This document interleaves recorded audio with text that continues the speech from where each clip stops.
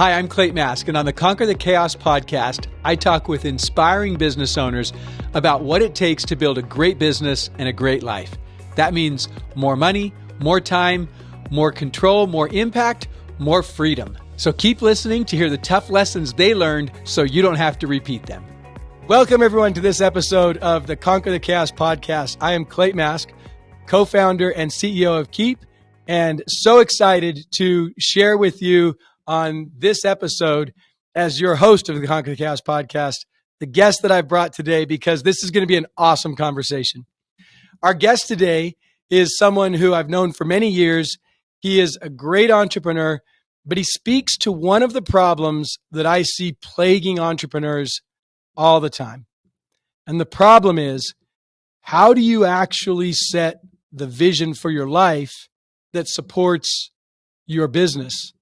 And in vice versa, how do you make sure that your business is supporting that vision you have for your life? So we're going to talk about that. My guest today is Jason Wojo of Lifeonaire.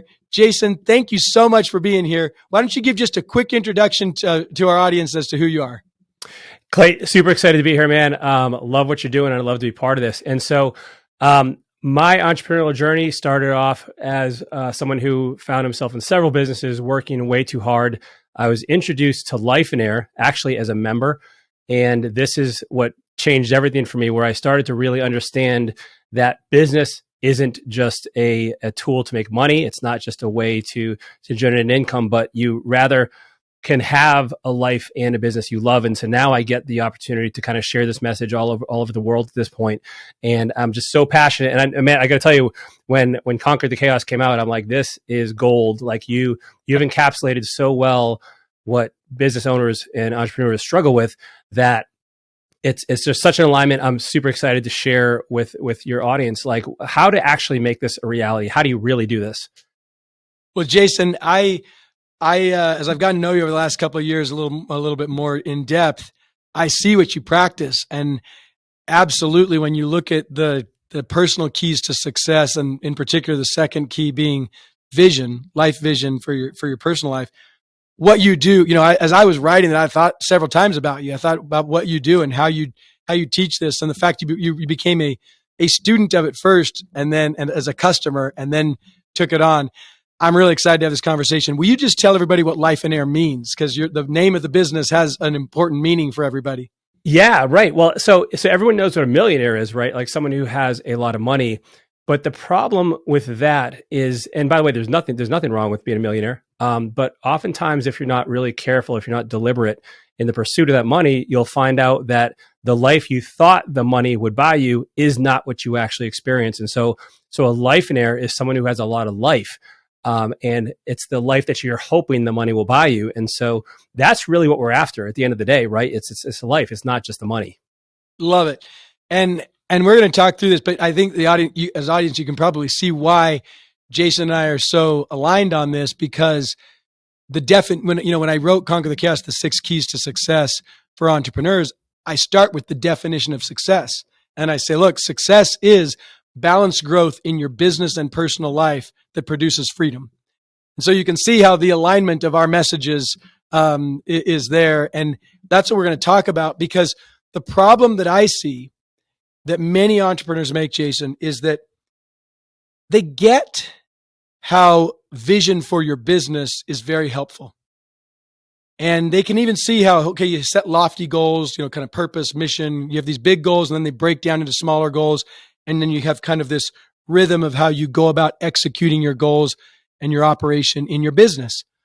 But then doing that on the personal side is much more challenging for people.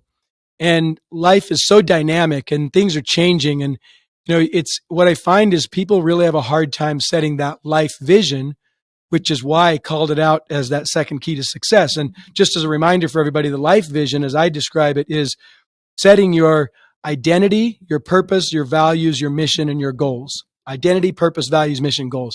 Getting that set so you are clear on who you are and your business can support that, and vice versa. Your business can support your life vision, and your life vision can really support and drive your business. When you get this, it's really powerful, like super, super powerful.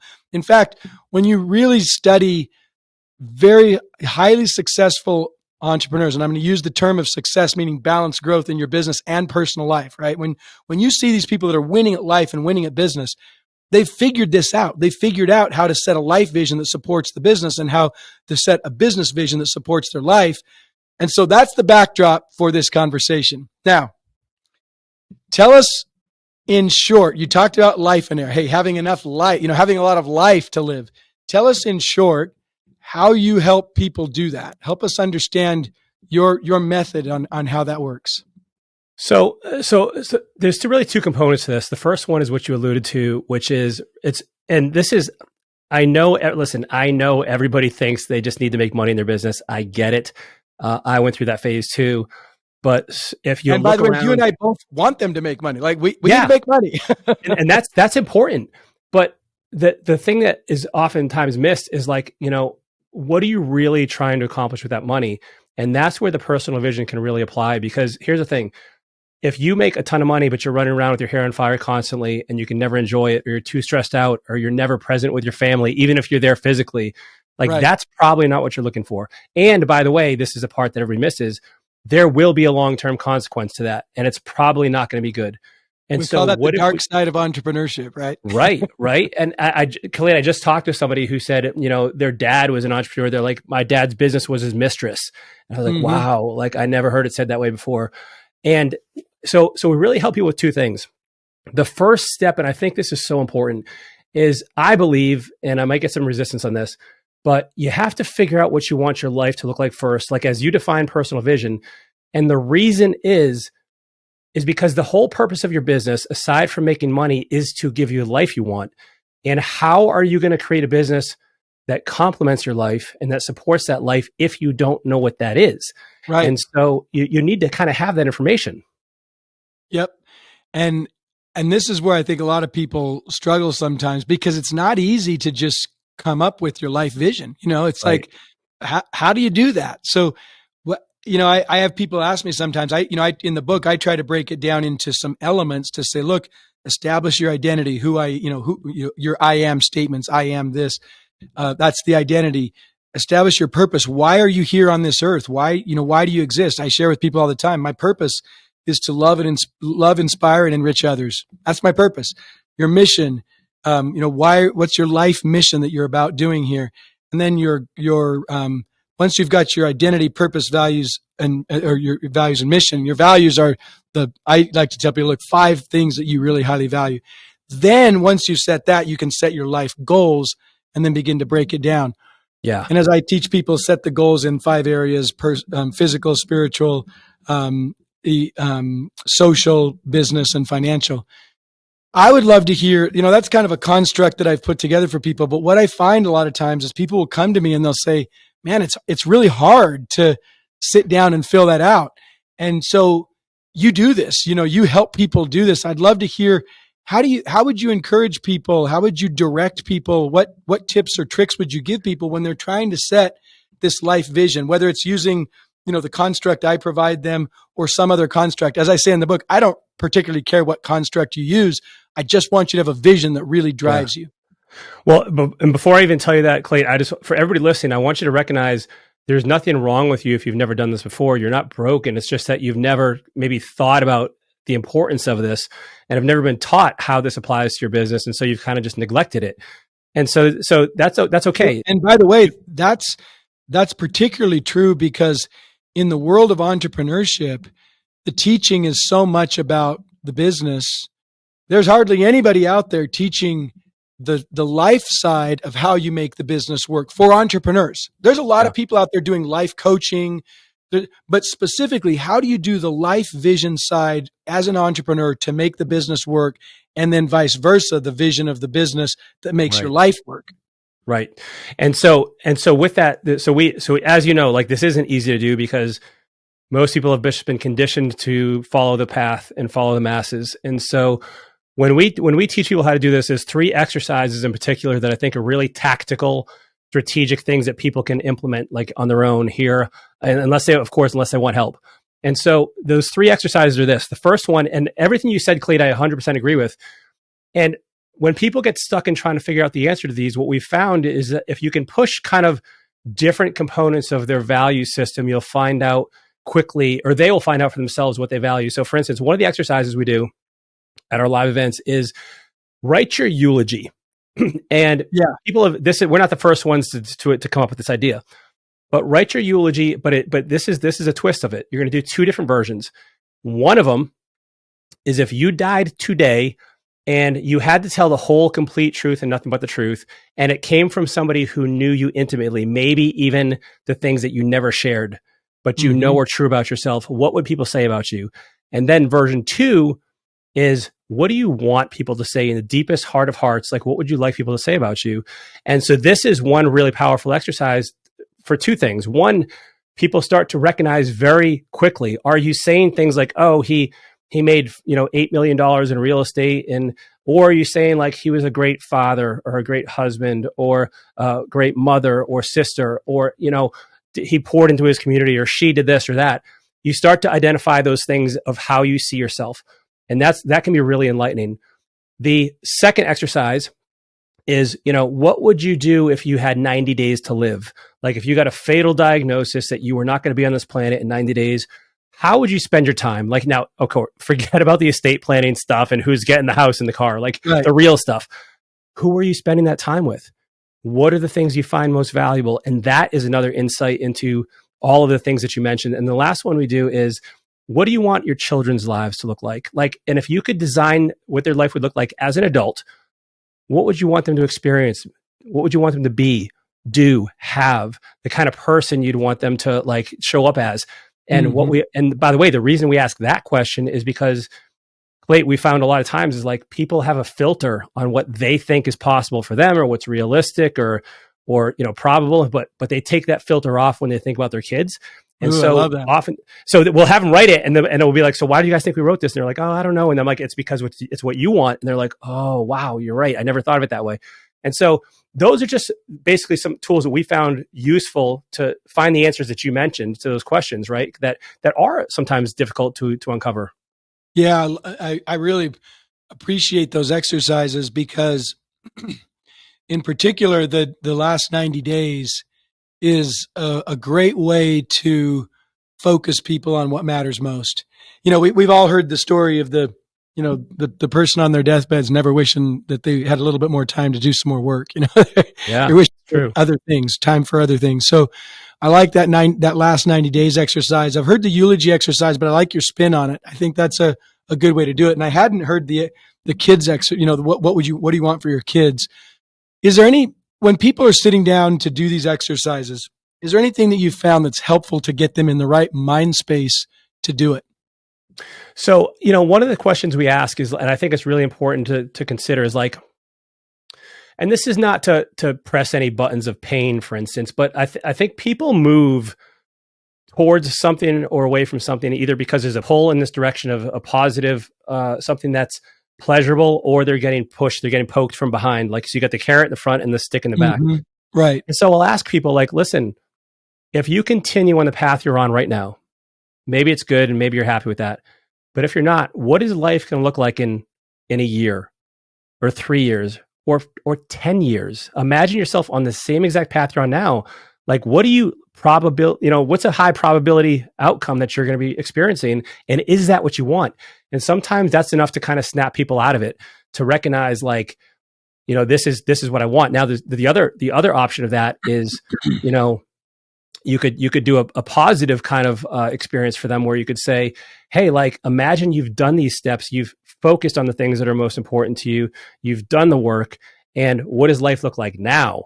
And so then they can start to experience that in a almost a surrogate kind of preview of what could be. And together, the pain and the pleasure allow them to like really embrace this, because they have to internalize it. They can't just accept it intellectually. They have to really feel it. And then they're more likely to take action. Yeah. Okay. Awesome.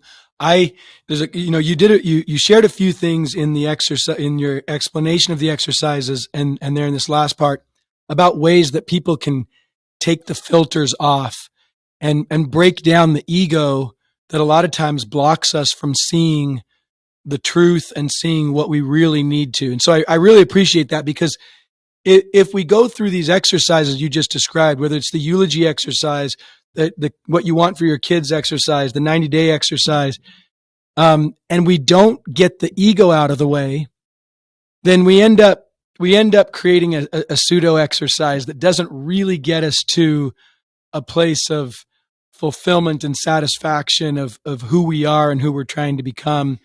So I appreciate the way you said that, and how the technique of some of those exercises will remove those filters. And I would just encourage people to remember, as I talk about in the book, it's that sneaky little ego that holds us back from really confronting the truth and being honest about where we are and what we want and what we would like the future to look like. I'll just add something that you said. There's a book out there that I really love called The 3 Laws of Performance that teaches how we can change the future that we are headed for if we don't do something different. And the book calls it your default future. And I really love that concept, because what you just called out is you're saying, look, you're on a certain path. You have a default future. And in this exercise that you're recommending, it's really to really be honest, slow down, be honest with yourself and say, is that the future I really want?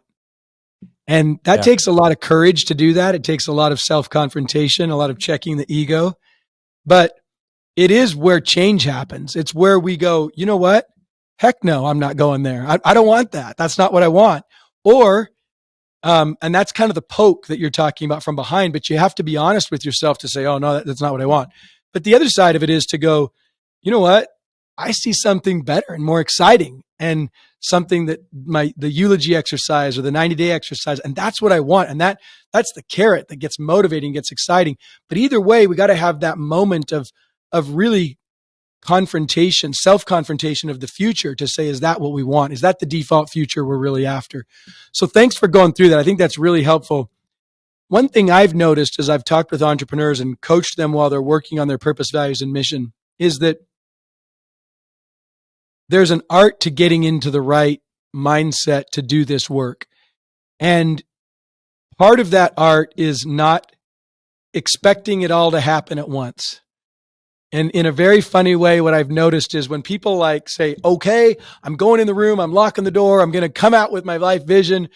You put yourself into this place that's not creative and productive in the way that we need to be to do this.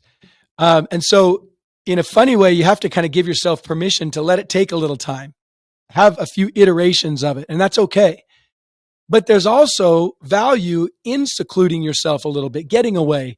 And so what I find is there's this combination of slowing down, quieting things down, getting away, relaxing, and pushing yourself to have kind of an iterative experience so that you don't let it take years and years to establish, right? You want this to happen over a relatively short period of time to where you can get sort of a V1, a first draft of, version 1, a first draft of your life vision. So I just wanted to share a couple of things there and wondered if you had anything else that you've found is helpful as you're coaching people to get into the right mind space. I'm sure that when you do it in a group setting, you probably do certain things to get people in that place where they can be productive and creative in a way that yields a vision that they're excited about.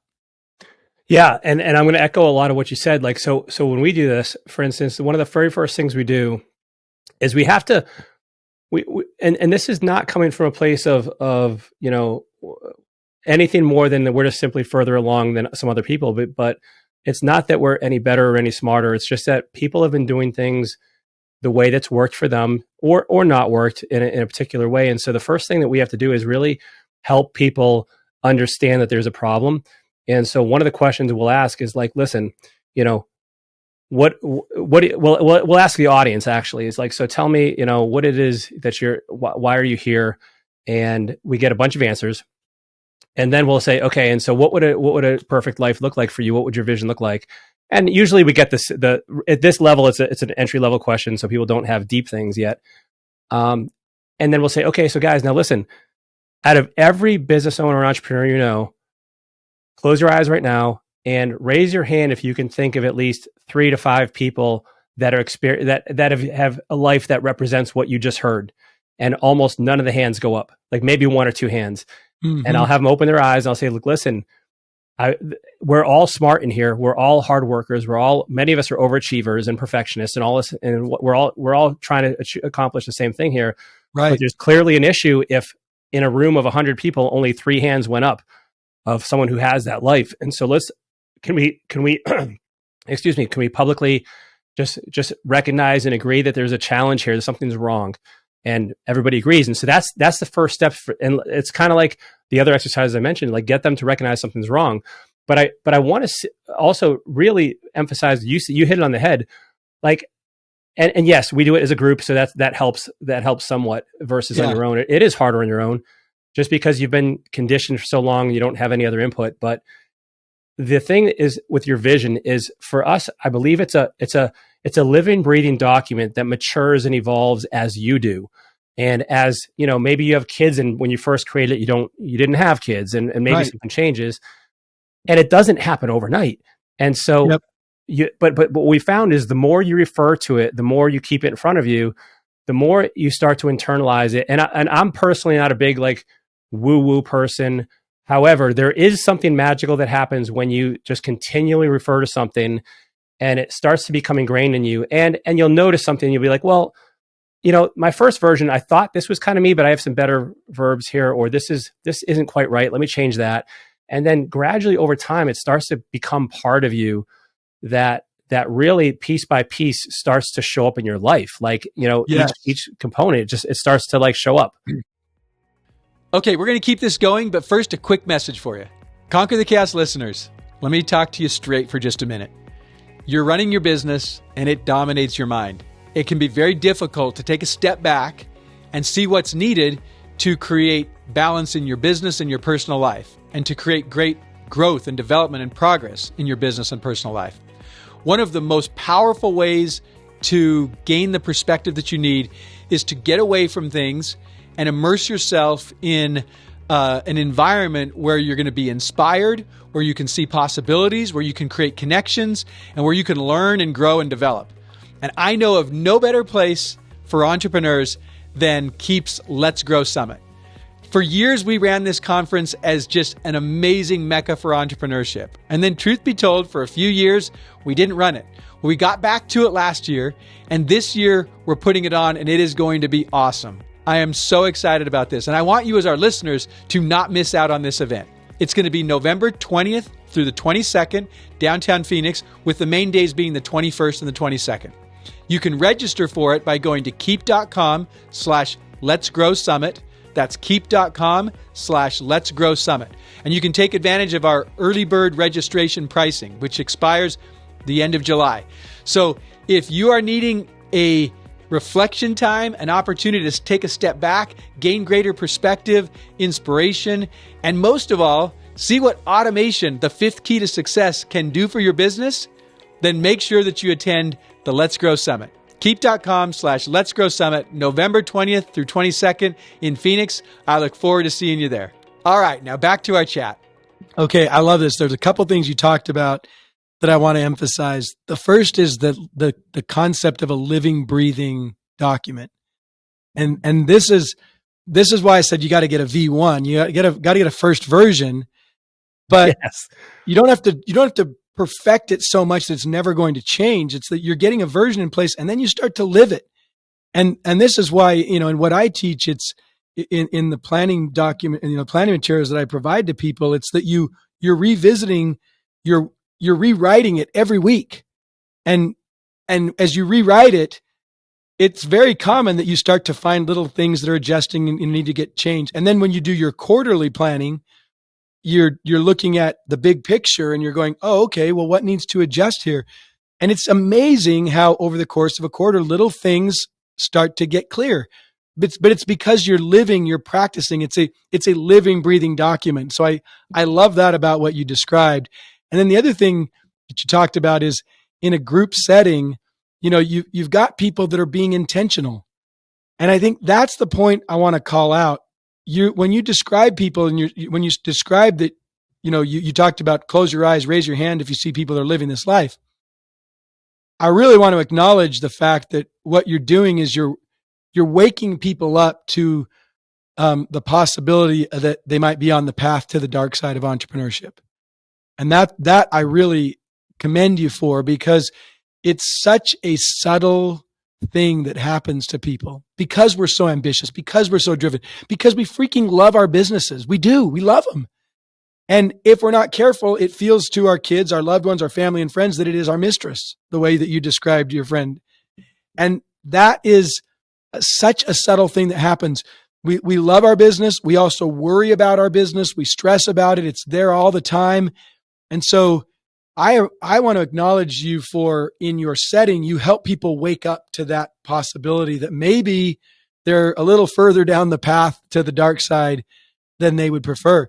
My guess is you probably have some people who come to your event and they've hit, they've gone splat on the wall. They've actually experienced the dark side, whether that's, addiction, drugs, divorce, near death. There's lots of things that are ugly that we don't very often talk about in entrepreneurship, but they are ugly and they have a toll on ourselves and on the loved ones around us.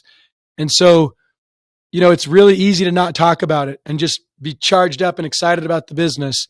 And if you don't kind of wake up to the reality of what might be going on, then you will end up having some regrets. And, I've been in that place where I've been like, whoa, hold on. Like I got to pull back. This is getting too out of balance. I mean, I share in the book, it's part of the reason why I'm so passionate about it is because I've flirted with the dark side. I know what that looks like. And I've seen way too many friends, family, loved ones in their businesses get swallowed up by the business. And like I say, sometimes it's a swallowed up success. Sometimes it's a swallowed up failure or struggle. It happens both ways. So I love that you call people out, like you wake people up to it. You're intentional about it. You're helping people see it. And I definitely love your concept about the living, breathing document. That is what the vision becomes. So let's just maybe one last part on this, on the creation of the vision. Well, Clay, can I say one last thing, interject real quick? Bet. As you were speaking, something hit me that someone right now might be listening and being like, well, so you guys are telling me to pump the brakes on my business, to not make as much money, to kind of cool the jets, and you're telling me to stop, and they might be feeling like we're trying to tell them to not be successful in business. That is not what we're saying. No, we're saying be successful at the things that really matter. And I think it's listen, anybody can make money in business if they work hard enough for long enough, but that I believe is a low bar.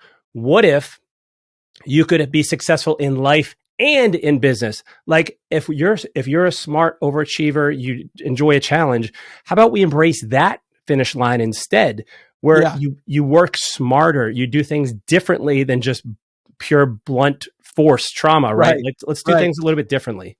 Yeah. And this is a great segue to the last part I want to talk about with vision, because, okay, you go through a process to create your life vision.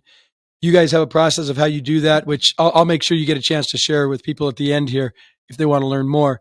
I give people some tools and some ways to do that. There's lots of people out there that teach. By the way, it's probably about 99% of the people that teach success on the business side and about 1% that teach entrepreneurs success on the life side to go with the business side. That's why it's really easy for us to get pulled into the success side. It's naturally how we think about it. It's naturally what people are talking about, so we have to be intentional about the life success and the business success. And so the last part I want to talk about here is, okay, you've got a life vision set.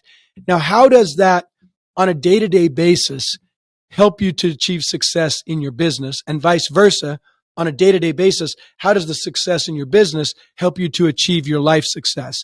Any thoughts on that as you coach and teach people how to do that? Yeah. So a couple thoughts on that. So the first one is if your life vision is dictating or has a huge influence on how you run your business, and they're integrated. The way we could look at this is, for instance, let's use an example of like a sample calendar. And for instance, let's say you have an ideal week or an ideal day. Like if you could do anything you want in your business and in life, what would it look like? Starting with life first. And so let's say you have a bunch of your day allocated to certain things like, hey, I'm going to have lunch with my husband. I'm going to go to the gym in the morning. I'm going to have dinner at night. And then what you do is in the spaces that you have not included things that you want for your personal life, because you put down the personal life stuff first. Now you look at, this is the area that I have available for work. And so now you're integrating both life and business, and this gives you a reason why you need to get it done. So for instance, we do a lot in real estate investing. And so we'll have a property manager or a real estate investor go out and change a toilet, and they think that they're saving themselves $150 instead of hiring a plumber. But now what they ended up doing, it took them 2 hours because they got the wrong part, and they got the wrong flapper, and it takes them 3 hours to do it. And now now they're missing dinner, and they're missing their kids' soccer games and stuff like that. And so having the linkage between your vision and your actual real life calendar gives you a tangible tool and a reason. It gives you bookmarks to the end of your workday so that you have to get those things done in the amount of time, unless you want to sacrifice something. What are you going to give up? You're going to give up the lunch with your spouse? You're going to skip the dinner? Or you're going to miss, your gym workout? And so this is a tool to really help you like tangibly see the impact of that.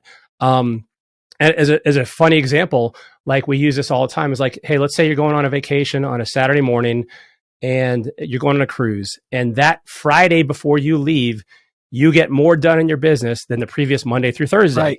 Right. Yeah. You talk about this, and like, why? Yes. It's because you have to.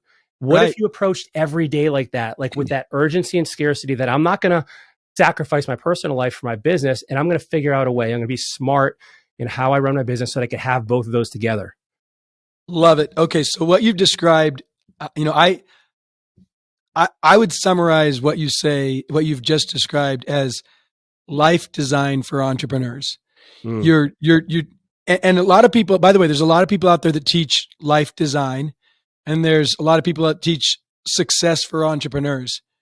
But like I said, most of what gets taught on success for entrepreneurs is on the business side, and you get some time management stuff and some other things.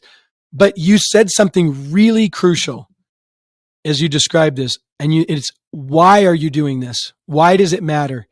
And the why is embedded in your vision, right? Your life vision, your purpose, what really matters. Why does it matter? When we get really clear on that on the personal side, and then we have our business goals on the other side, then we can start to actually design the time that we invest, the way that we allocate our resources to accomplish both our business goals and our life, our personal goals. And so that life design for entrepreneurs, what I would say to the audience is, it really does come down to the calendar. It's the calendar. It's what you're scheduling to do.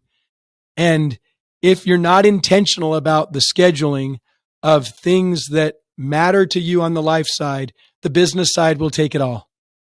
This is Absolutely. Like Parkinson's law for entrepreneurs. That's right. Parkinson's law is, you have the task that you are engaged in will take the amount of time that you allocate to it, no matter what. Now let's abstract that to a business. Well, the business always has more to do than you can allocate to it. So it'll just take everything if we're not careful. Parkinson's law for entrepreneurs. So if we don't design life in a way that serves our personal goals and helps us to achieve the business goals, then we get in this place where, and this is a bad place to get, we get in this place where we start to resent life demands in the business side, and we begin to get really frustrated on the business side, or on the life side, with how much the business is requiring of us. And that's a really crappy place to be, because you can't win, and you feel it every day. Like, I cannot win. There's not enough hours in the day. I can't make this work. And I talk to so many entrepreneurs who are dealing with this beneath the surface. A lot of times they haven't been able to articulate it. They're not actually, every once in a while they'll have an outburst and they articulate it, and they hear it. Their friends and family hear it. But usually it's just kind of beneath the surface, where on the life side, you're like, crap, the business is taking too much of me, and I know it. And then on the business side, you're like, gosh, don't they see that I've got to do these things? I have to get this stuff done. And so you get in this place where you're very frustrated as an entrepreneur. And unfortunately, sometimes it causes entrepreneurs to quit because they're like, I can't do both these things. So I want to just double down on what you said about designing the life. Once you get the life vision and you get the business vision and you work on how they complement each other, then you get to start to do all kinds of fun things in the design of your day, your calendar, your days, your weeks, your months, your quarters. And you can start to kill two birds with one stone. You can start to do really creative things. You can start to buy back your time by hiring somebody for this or for that, because you recognize why are you doing it. The why is so important. I'm glad you called that out.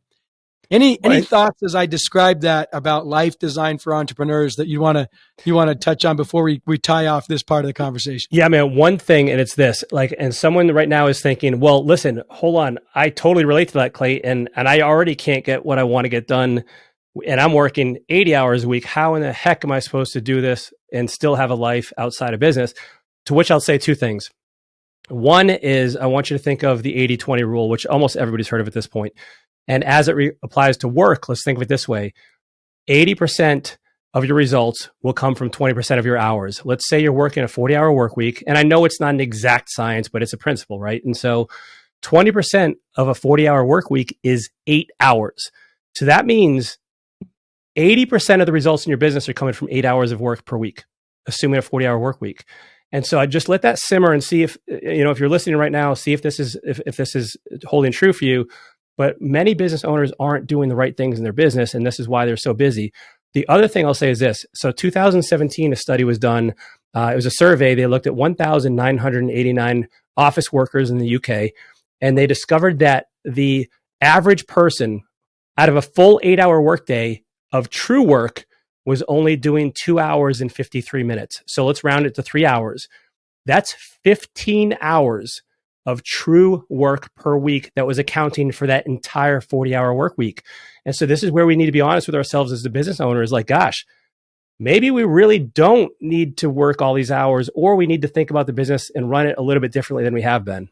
Yeah. And maybe we're allocating 40 hours a week, but whatever that number is, 50, 67, some people working 80 hours. Yeah. But maybe you're just saying, well, you're actually just being beaten by Parkinson's law for entrepreneurs. You're allocating a certain, you've got this job and it's going to always take more time. So I appreciate that. I know as we wrap up here, you and I both there's lots of hacks for how we can buy back our time, how we can hire people, making sure that we are only doing the best things. I share in the book, the ICE exercise, what are you incompetent, competent, and excellent at? Do a survey of everything that you're doing and only do the excellent stuff. There's other ways to just generally think about, look, do what you do best, delegate the rest. There's an exercise that I call the 5 Ds, where you're feeling overwhelmed. You do the 5 Ds. First D is dump everything out of your brain. That's just all the stuff you've got to do that's overwhelming you. So dump it all out. The second thing is delete a bunch of those things, because you don't actually have to do them. They're just bugging you. And be honest about, do you really need to do these things? No, delete them. Then there's some that are like, no, these really need to get done, but do they need to get done now? That's defer. Defer those to later. That's the third D. The fourth one is they need to get done. They need to get done in a fairly short order, but I don't need to do them, so I can delegate them. That's the fourth D. The last one, after all 4 of those Ds are done, and hopefully you've whittled down 80 to 90% of what was on your list, is the do by you. And so that's a simple exercise that people can do. And I do this all the time when I'm starting to feel overwhelmed. I do that 5 Ds exercise. So whether you do an ICE exercise or a 5 Ds exercise, live by the principle of, do what you do best, delegate the rest.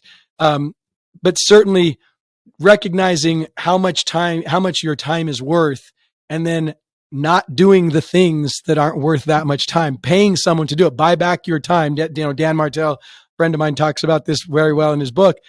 And that's something that entrepreneurs can and should be doing as they design their life to create the space for the things that matter most, that bring fulfillment and satisfaction, the kinds of things they would be doing in those last 90 days. So there's one last thing, though, that you and I both love that helps us get more time, and that's automation. And it's the 5th key to success. And it's one of the reasons why I talk about automation so much, because the straight truth is there aren't enough hours in the day to do everything that needs to be done in a small business. There just isn't. There are not enough hours.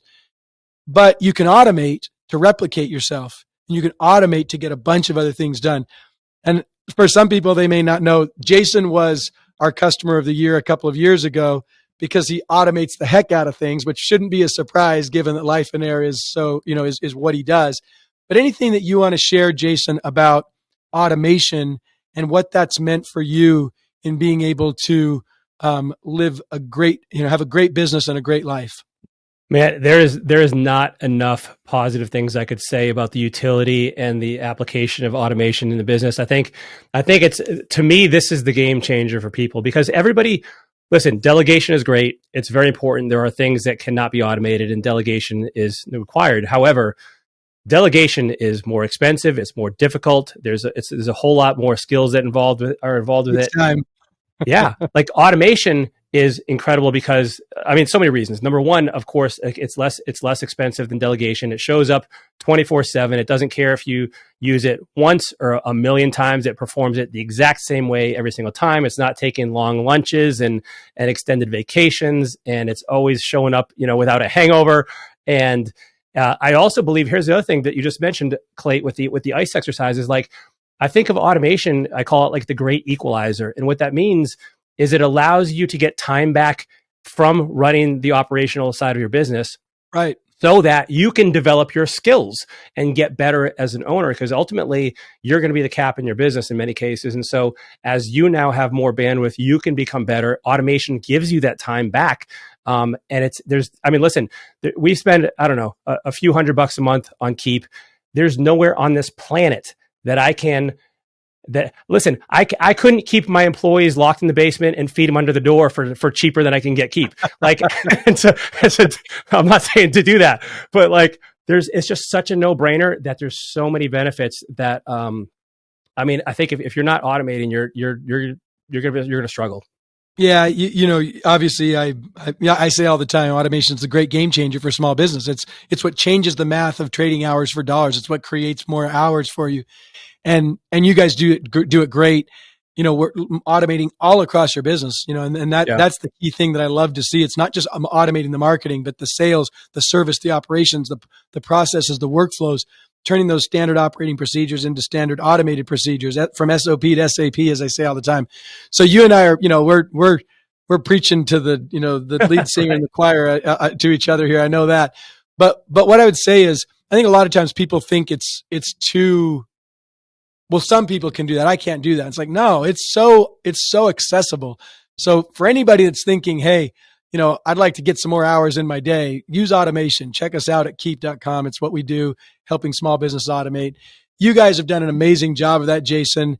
But I hope that the majority of what we've talked about here is really sinking in for our people. We talked about automation as just one of the tools to use to create greater balance in your business and personal life, to get that growth that you want in your business, to get that growth that you want in your personal life. As you guys do some really cool things for entrepreneurs, so I want to give people a chance to learn more. Where can they go if they want to learn more about you and Lifeonaire? Yeah, the best place is just lifeonaire.com. And essentially we have two events. One's called the Get a Life Getaway, where we help people we spend 3 days helping people figure out their vision and then reverse engineering the action plan to actually achieve it. And then the second event we do is called a Business Builder Workshop, is now that you've identified what that vision looks like how do you actually in real life create a business to support that life? If you identify that you want to work 20 hours a week and make X amount of dollars, how do you really, really make that happen? And that's what we focus on at the Business Builder Workshop. Awesome. So lifeonaire.com. I recommend it to people. Go check it out. It's pretty awesome stuff.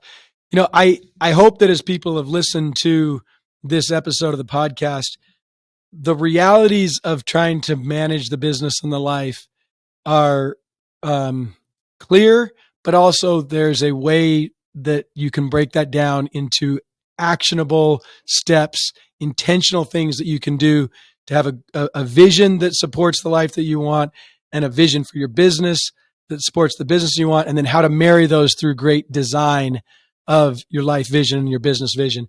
That's, a huge passion for me, a big part of what I wrote about in the book. I know it's a huge passion for you. It's what you do.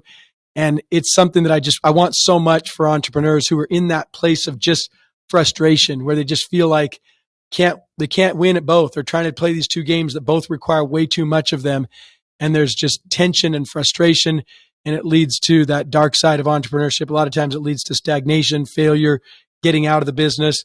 on the business side, and then on the personal side, some really ugly consequences that happen. So I hope that this has been a useful episode. You've done a great job of bringing it today, Jason. I appreciate it.